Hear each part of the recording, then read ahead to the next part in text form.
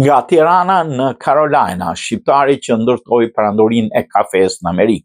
Kur Nasri Kajana u largua nga Tirana gati 30 vjet më parë, ai mendonte se po shkonte në Amerikë vetëm për shkollë, ishte 18 vjeç dhe kishte fituar një bursë në High Point University në Karolinën e Veriut. Por kur Shqipëria u përfshi nga kaosi në vitet 90, ai vendosi që qëndronte në SBA.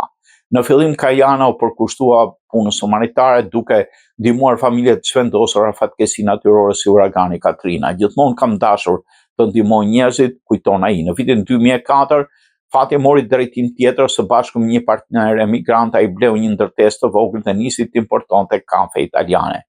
Nga ajo ndërmarrje modeste lindi Fortuna Coffee, që sot është një nga furnitorët kryesorë të kafes, me shumicë në juglindje të Shtetet Bashkuara me 3500 produkte që shpërndahen në gjithë vendin, nga Carolina e Veriut deri në Kaliforni.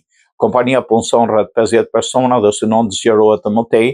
Me Kajanën, biznesi nuk është vetëm tregti, po një mënyrë për të krijuar lidhje. Ai dhe ekipi i tij zhvillojnë konceptin One Stop Coffee Shop, duke dizajnuar kafenet plota nga hapësira deri tek organizimi i punës. Megjithëse suksesi i tij është amerikan, rrënjët shqiptare shoqërojnë gjithmonë. Nëse heqim emigrantin nga Amerika, heqim vetë Amerikën nga Amerika, thot ai. Për Kajanën të bësh qytetar amerikan është më shumë se një dokument, është mirënjohje dhe përkatësi.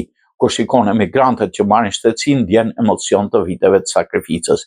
Nga brigjet e Adriatikut në zemrën e Karolinës së Veriut, historia e Nasri Kajanës është dëshmi se ëndrat e ndërtuara me punë në përkushtim mund të kthehen në realitet një filxhan kafe në çdo hap të rrugës.